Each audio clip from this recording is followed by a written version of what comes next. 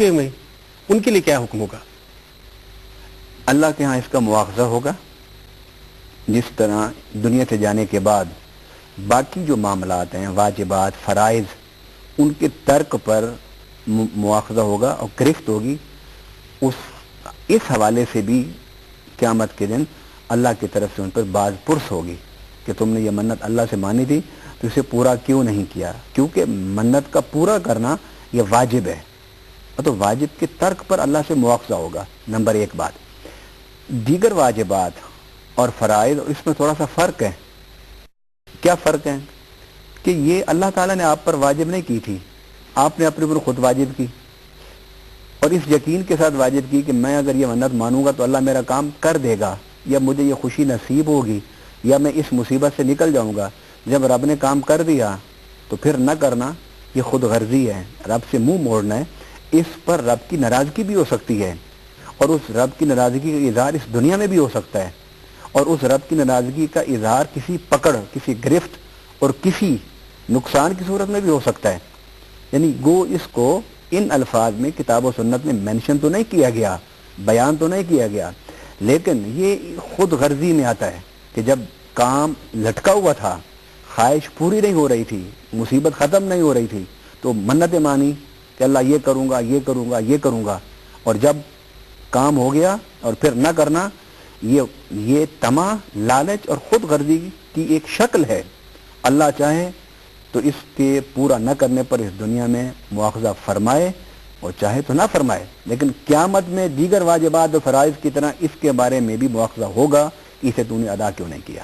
اسلام صاحب، شرعی طور پر اسلامکلی کیا طریقہ کار ہے منت مانگنے کا؟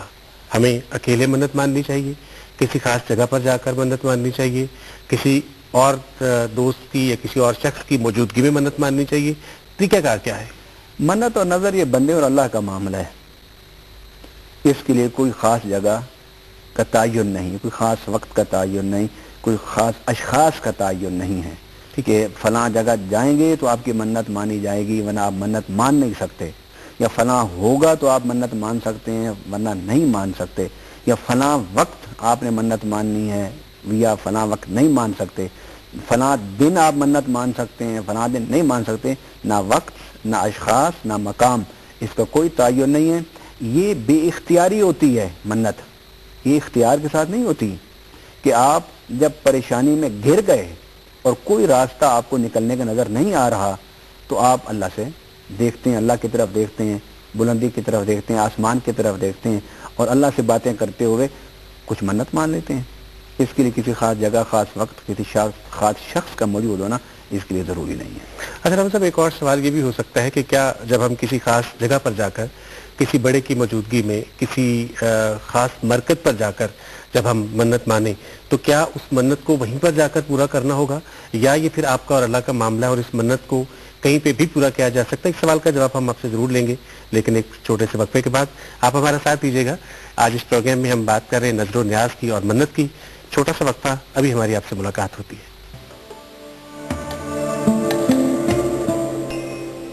ایک بار پھر آپ سب کو ویلکم کہتے ہیں اس پروگرام میں، جس میں آج ہم منت کی بات کر رہے ہیں، جس میں آج ہم نظر نیاز کی بات کر رہے ہیں. علامہ صاحب، وقفے سے پہلے میں نے ذکر کیا کہ اگر آپ کسی خاص مرکز پر جا کر کسی خاص بزرگ کی موجودگی میں منت مانتے ہیں اور کہتے ہیں کہ اللہ تعالیٰ میرا یہ کام کر دے تو میں یہ کچھ ضرور کروں گا اللہ تعالیٰ کی راہ میں، تو کیا اس منت کا پورا کرنا، جب وہ منت پوری ہوگی اس کے بعد کیا وہ ادائیگی جو ہے اسی دربار پر، اسی مرکز پر، اسی شخص کے سامنے جا کر کی جائے گی، یا کہیں پر بھی آپ وہ کر سکتے ہیں؟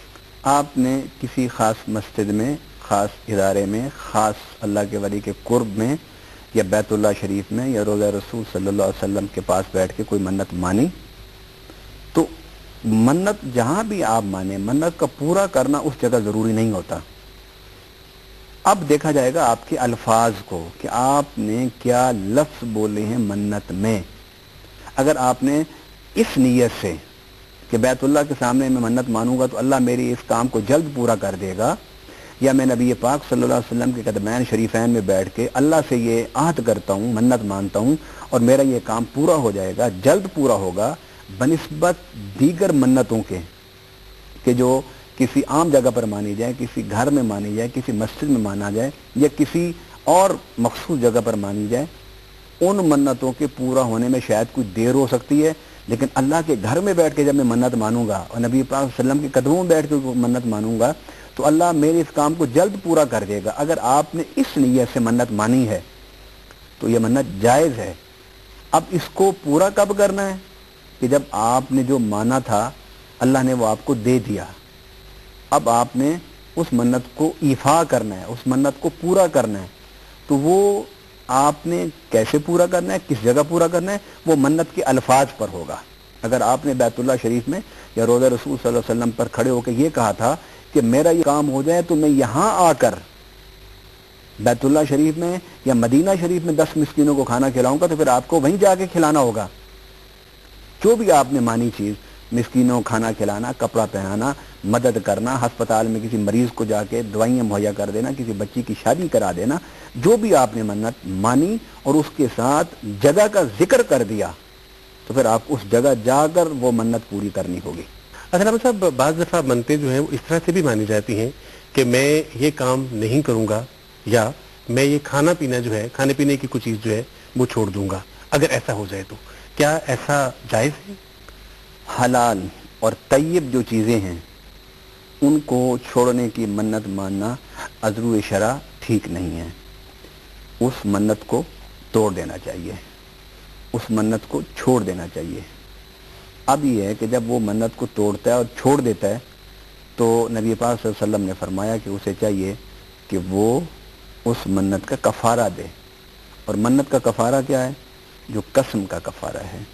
اگر وہ صاحب استطاعت ہے تو 10 مسکینوں کو کھانا کھلائے یا کپڑے پہنائے، درمیانے، کیونکہ قرآن پاک میں لفظ ہے من اوسط ما تطعمون اہلیکم او کسوتہم، کہ درمیان، نہ بہت اعلیٰ نہ گھٹیا، درمیان میں رہتے ہوئے وہ کھانا کھلائے اور کپڑے پہنائے اور غلام آزاد کرے۔ آج غلام نہیں ہے تو اب تیسری شک یہی ہے جو بدنی کفارہ ہے۔ بدنی کفارہ یہ ہے کہ وہ 3 روزے رکھ لے۔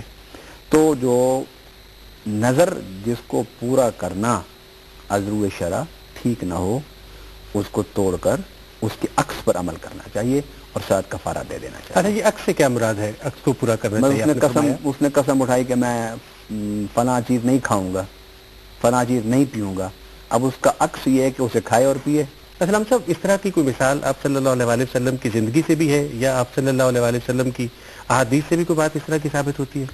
منت کے حوالے سے تو نہیں ہے، قسم کے حوالے سے ہے جی، کہ نبی پاک صلی اللہ علیہ وسلم نے ایک دفعہ قسم اٹھائی کہ میں شہد نہیں کھاؤں گا۔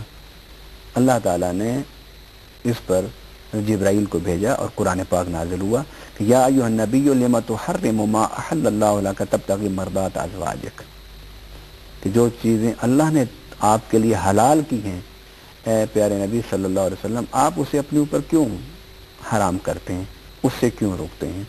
تو نبی پاک صلی اللہ علیہ وسلم نے اس قسم کو توڑا اور اس کا کفارہ ادا کیا۔ اور اسی طرح منت ہو یا قسم، اگر آپ اللہ تعالیٰ کی حلال کی ہوئی چیزوں کو اپنے اوپر حرام قرار دے دیتے ہیں تو ان کو توڑ کر اس کا کفارہ ادا کرنا چاہیے۔ اور جب آپ اس کا کفارہ ادا کر لیں گے تو اس کا مطلب ہے کہ اس کے بعد آپ کے لیے وہ چیز جائز ہے؟